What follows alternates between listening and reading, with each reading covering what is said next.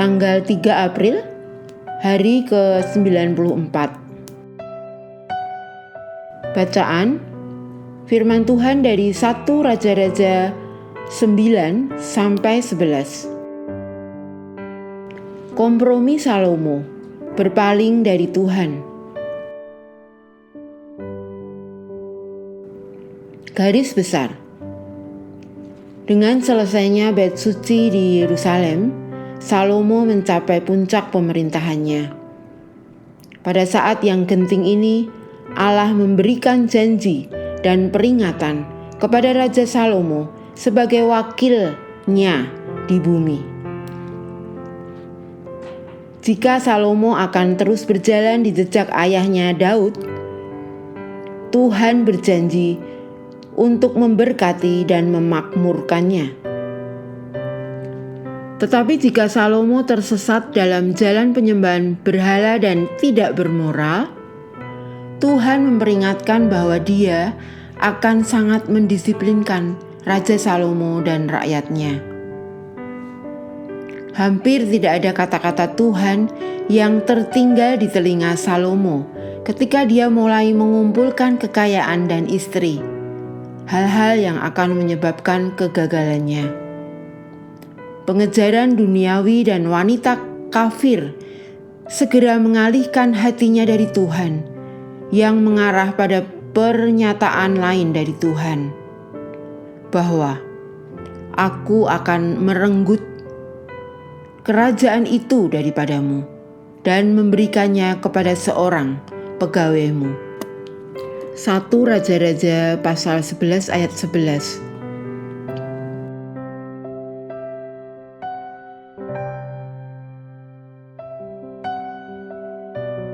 Renungan harian.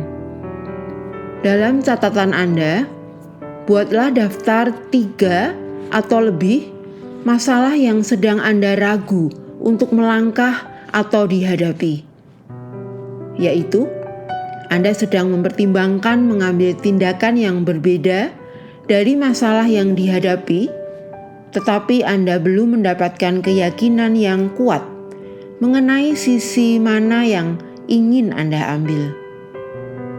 Ketika Anda sedang ragu, mungkin apa yang Anda akan lakukan masih dapat dipertanyakan. Tetapi sekali tindakan yang akan diambil sudah jelas, maka segala konsekuensi yang akan terjadi harus siap Anda hadapi. Bahkan kemungkinan yang bisa menyebabkan kematian sekalipun. Salomo telah mengambil keputusan tersebut yang mempengaruhi hubungannya dengan Tuhan. Ia menyembah Tuhan hari ini dan menyembah dewa-dewa kafir esok harinya. Dia membangun kehidupannya atas janji-janji Allah hari ini, lalu mengabaikannya di hari berikutnya. Dia mencari hikmat Tuhan hari ini, tetapi dia mengabaikan peringatan Tuhan di hari berikutnya.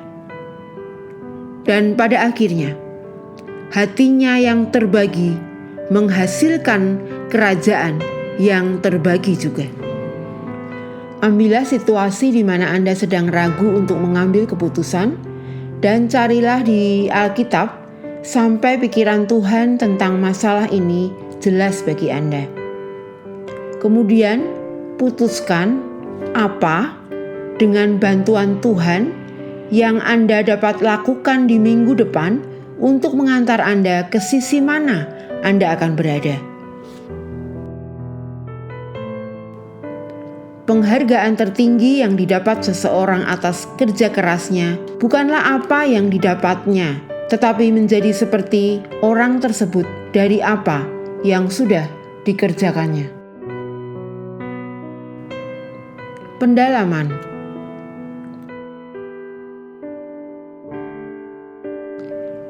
Dia harus melihatnya untuk mempercayainya.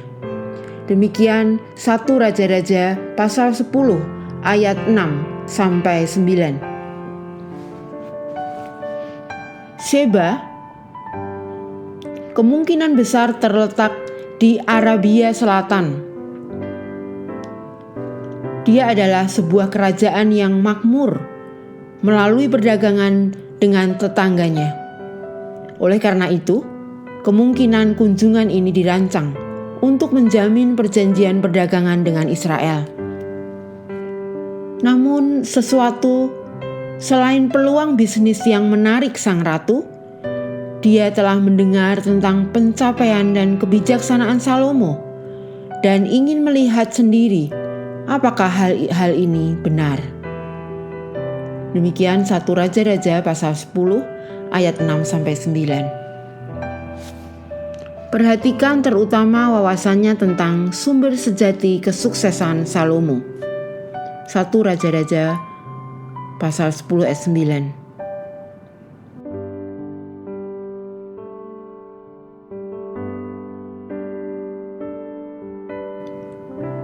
Tiga pukulan dan Anda jatuh. Demikian menurut 1 Raja-Raja pasal 11 ayat 6-8.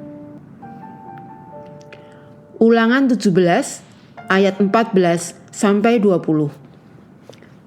Menetapkan tiga perintah Allah yang secara khusus ditujukan kepada raja-raja Israel di tanah perjanjian. Apa yang telah Salomo langgar pada ketiga larangan penting ini? Coba lihat firman Tuhan dari 1 Raja-Raja pasal 10 ayat 28, pasal 11 ayat 3, ayat 6-8.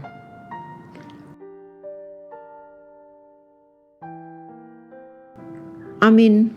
Tuhan Yesus memberkati.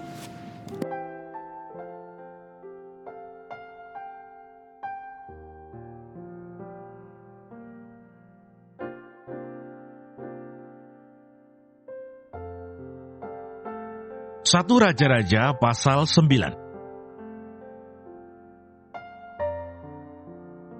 Tuhan menampakkan diri kepada Salomo untuk kedua kalinya. Ketika Salomo selesai mendirikan rumah Tuhan dan istana raja, dan membuat segala yang diinginkannya, maka Tuhan menampakkan diri kepada Salomo untuk kedua kalinya, seperti ia sudah menampakkan diri kepadanya di Gibeon. Firman Tuhan kepadanya, "Telah kudengar doa dan permohonanmu yang kau sampaikan ke hadapanku. Aku telah menguduskan rumah yang kau dirikan ini, untuk membuat namaku tinggal di situ sampai selama-lamanya. Maka mataku dan hatiku akan ada di situ sepanjang masa. Mengenai engkau, jika engkau hidup di hadapanku sama seperti Daud ayahmu, dengan tulus hati dan dengan benar, dan berbuat sesuai dengan segala yang kuperintahkan kepadamu, dan jika engkau tetap mengikuti segala ketetapan dan peraturanku, maka aku akan meneguhkan tahta kerajaanmu atas Israel untuk selama-lamanya, seperti yang telah kujanjikan kepada Daud ayahmu dengan berkata, keturunanmu takkan terputus dari tahta kerajaan Israel.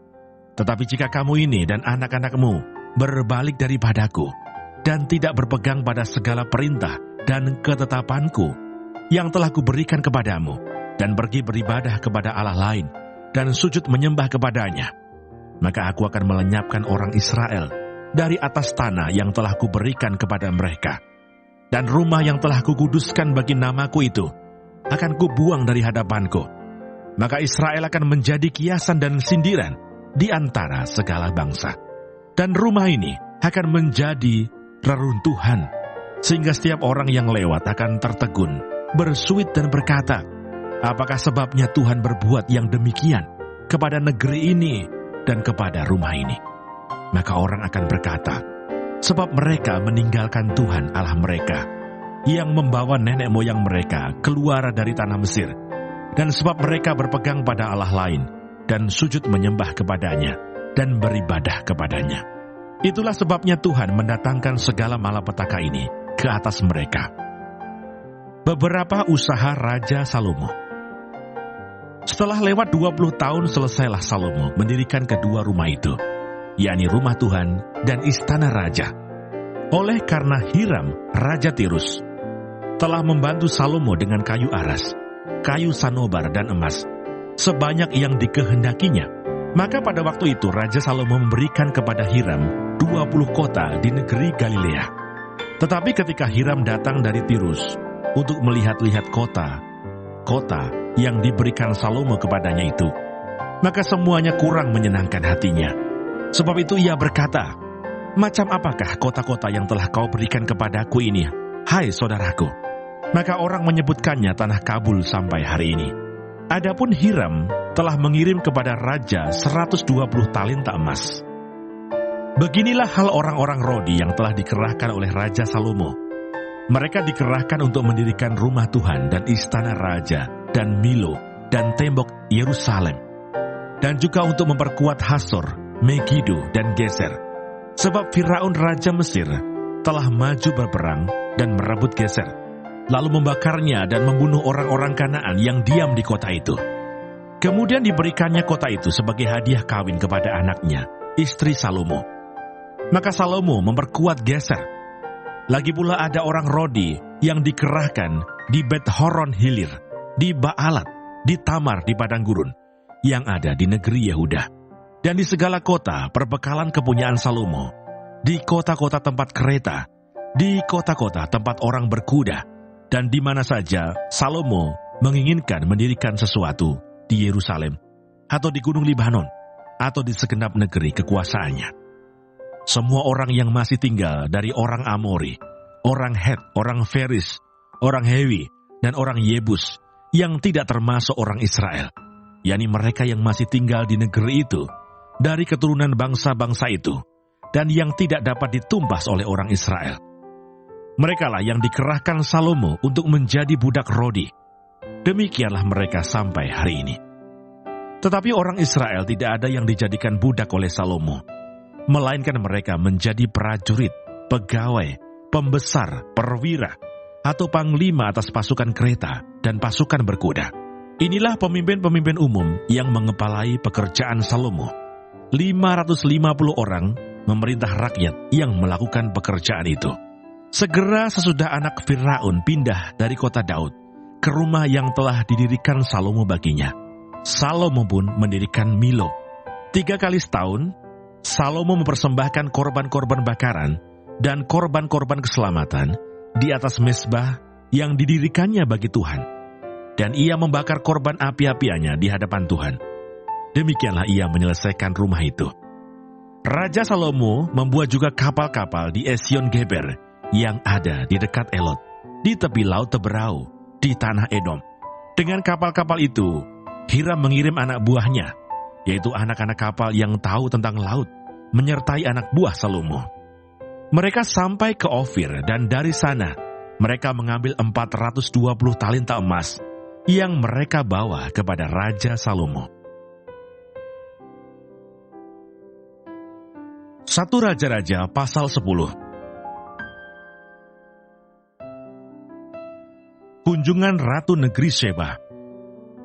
Ketika Ratu Negeri Sheba mendengar kabar tentang Salomo, berhubung dengan nama Tuhan, maka datanglah ia hendak mengujinya dengan teka-teki. Ia datang ke Yerusalem dengan pasukan pengiring yang sangat besar, dengan unta-unta yang membawa rempah-rempah, sangat banyak emas dan batu permata yang mahal-mahal. Setelah ia sampai kepada Salomo, dikatakannya lah segala yang ada dalam hatinya kepadanya. Dan Salomo menjawab segala pertanyaan ratu itu. Bagi raja tidak ada yang tersembunyi, yang tidak dapat dijawabnya untuk ratu itu. Ketika Ratu Negeri Sheba melihat segala hikmat Salomo dan rumah yang telah didirikannya, makanan di mejanya, cara duduk pegawai-pegawainya, cara pelayan-pelayannya melayani dan berpakaian, minumannya dan korban bakaran yang biasa dipersembahkannya di rumah Tuhan, maka tercenganglah ratu itu. Dan ia berkata kepada raja, "Benar juga kabar yang kudengar di negeriku tentang engkau dan tentang hikmatmu. Tetapi aku tidak percaya perkataan-perkataan itu sampai aku datang dan melihatnya dengan mataku sendiri. Sungguh, setengahnya pun belum diberitahukan kepadaku dalam hal hikmat dan kemakmuran. Engkau melebihi kabar yang kudengar. Berbahagialah para istrimu, berbahagialah para pegawaimu ini, yang selalu melayani engkau dan menyaksikan hikmatmu. Terpujilah Tuhan Allahmu, yang telah berkenan kepadamu sedemikian, hingga ia mendudukkan engkau di atas tahta kerajaan Israel. Karena Tuhan mengasihi orang Israel untuk selama-lamanya, maka ia telah mengangkat engkau menjadi raja untuk melakukan keadilan dan kebenaran. Lalu diberikannya kepada raja 120 talenta emas dan sangat banyak rempah-rempah dan batu permata yang mahal-mahal. Tidak pernah datang lagi begitu banyak rempah-rempah seperti yang diberikan ratu negeri Sheba kepada Raja Salomo itu.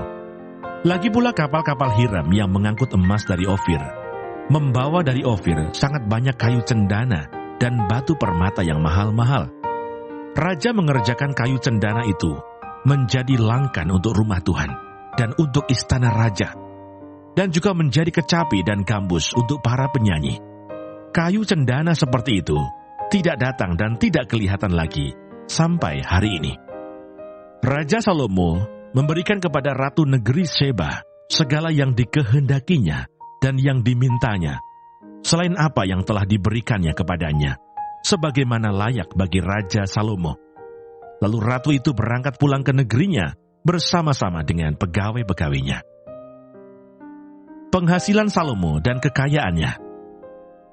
Adapun emas yang dibawa kepada Salomo dalam 1 tahun ialah seberat 666 talenta. Belum terhitung yang didapat dari saudagar-saudagar, dan dari pedagang-pedagang, dan dari semua raja Arab, dan bupati-bupati di negeri itu. Raja Salomo membuat 200 perisai besar dari emas tempaan. 600 sikal emas dipakainya untuk setiap perisai besar. Ia membuat juga 300 perisai kecil dari emas tempaan. 3 mina emas dipakainya untuk setiap perisai kecil. Lalu raja menaruh semuanya itu di dalam gedung hutan Libanon. Juga raja membuat tahta besar dari gading yang disalutnya dengan emas tua. Tahta itu 6 tingkatnya. Pada tahta itu ada di sebelah belakang sebuah kepala bundar, dan pada kedua sisi tempat duduk ada kelek-kelek. Di samping kelek-kelek itu berdiri 2 singa, sedang 12 singa berdiri di atas ke-6 tingkat itu, sebelah menyebelah. Belum pernah diperbuat yang demikian bagi sesuatu kerajaan. Segala perkakas minuman Raja Salomo dari emas, dan segala barang di gedung hutan Libanon itu dari emas murni. Tidak ada barang perak, sebab orang menganggap perak tidak berharga pada zaman Salomo. Sebab di laut raja mempunyai kapal-kapal Tarsis, bergabung dengan kapal-kapal Hiram, dan sekali 3 tahun, kapal-kapal Tarsis itu datang membawa emas dan perak serta gading, juga kera dan burung merak. Raja Salomo melebihi semua raja di bumi dalam hal kekayaan dan hikmat. Seluruh bumi berikhtiar menghadap Salomo untuk menyaksikan hikmat yang telah ditaruh Allah di dalam hatinya. Mereka datang masing-masing membawa persembahannya, yakni barang-barang perak dan barang-barang emas, pakaian, senjata, rempah-rempah, kuda dan bagal, dan begitulah tahun demi tahun. Salomo mengumpulkan juga kereta dan orang berkuda, sehingga ia mempunyai 1.400 kereta dan 12.000 orang berkuda, yang semuanya ditempatkan dalam kota-kota kereta dan dekat raja di Yerusalem. Raja membuat banyaknya perak di Yerusalem sama seperti batu, dan banyaknya pohon kayu aras sama seperti pohon ara yang tumbuh di daerah bukit. Kuda untuk Salomo didatangkan dari Misraim dan dari Kewe.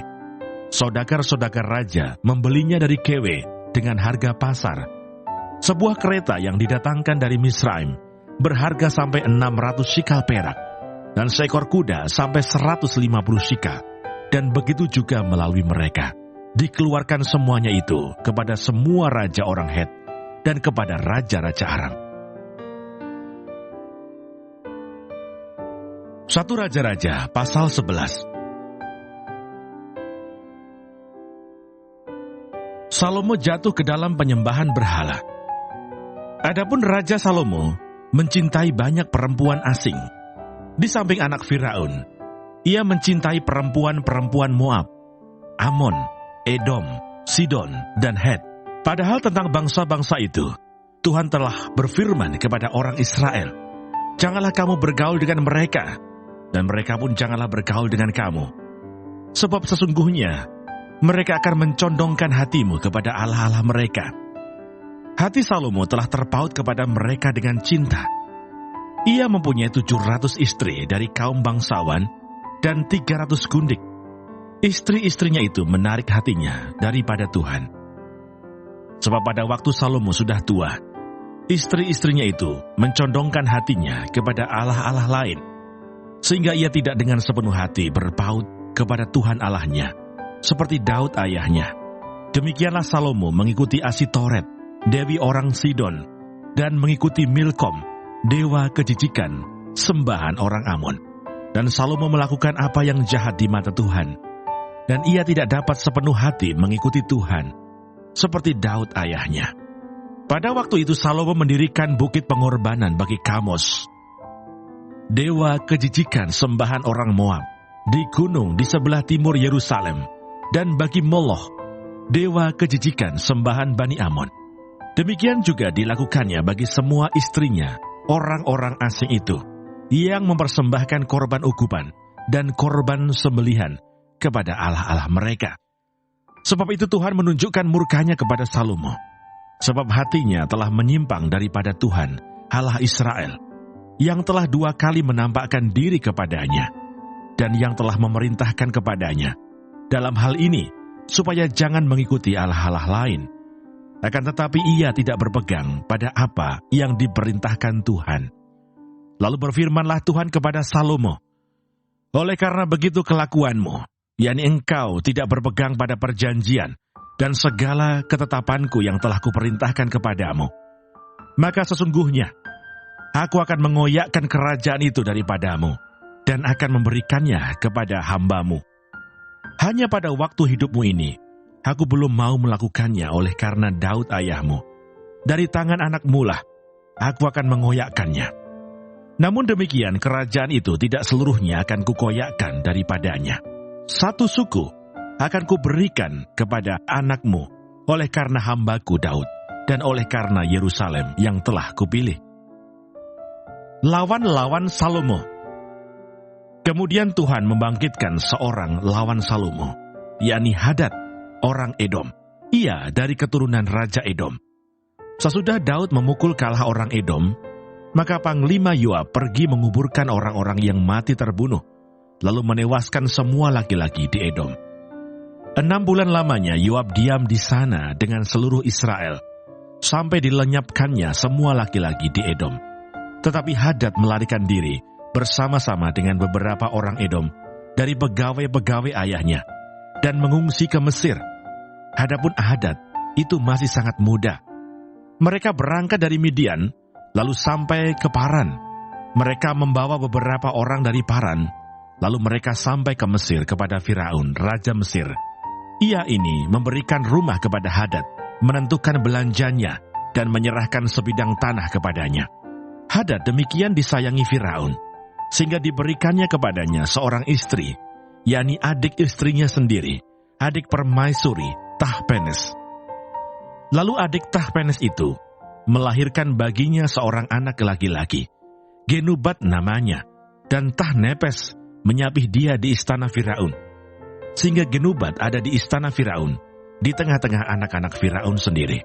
Ketika didengar Hadad di Mesir bahwa Daud telah mendapat perhentian bersama-sama dengan nenek moyangnya, dan bahwa Panglima Yoab sudah mati juga, maka berkatalah Hadad kepada Firaun, biarkanlah aku pergi ke negeriku. Lalu bertanyalah Firaun kepadanya, tetapi kekurangan apakah engkau padaku ini, maka engkau tiba-tiba berniat pergi ke negerimu? Jawabnya, aku tidak kekurangan apapun, namun demikian biarkanlah juga aku pergi. Allah membangkitkan pula seorang lawan Salomo, yakni Reson bil Eliada, yang telah melarikan diri dari tuannya, yakni Hadadeser, Raja Soba. Ia mengumpulkan orang-orang, lalu menjadi kepala gerombolan. Ketika Daud hendak membunuh mereka, maka pergilah mereka ke Damsyik. Mereka diam di sana, dan disitulah mereka mengangkat Reson menjadi raja. Dialah yang menjadi lawan Israel sepanjang umur Salomo. Ia mendatangkan malapetaka sama seperti Hadad. Ia muak akan orang Israel dan menjadi raja atas Aram. Juga Yerobeam bin Nebat, seorang Efraim dari Sereda, seorang pegawai Salomo, nama ibunya Serua, seorang janda, memberontak terhadap raja. Inilah alasannya mengapa ia memberontak terhadap raja. Salomo mendirikan Milo, dan ia menutup tembusan tembok kota Daud ayahnya. Yerobeam adalah seorang tangkas.